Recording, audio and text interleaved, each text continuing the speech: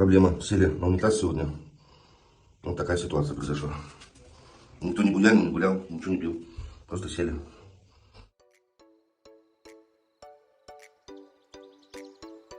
Ну а теперь у нас такая вот история.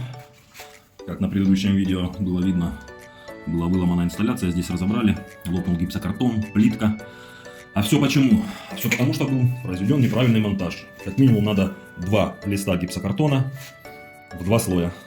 Тогда будет крепче. Заказчик был готов на установку обычного унитаза, но мы решили попробовать другую идею. Посмотрим, что у нас из этого получится. Вот такая чаша инсталляции. Осталась целая и невредима.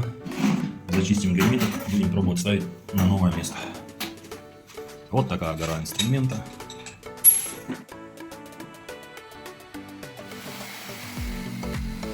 А мы лепилы,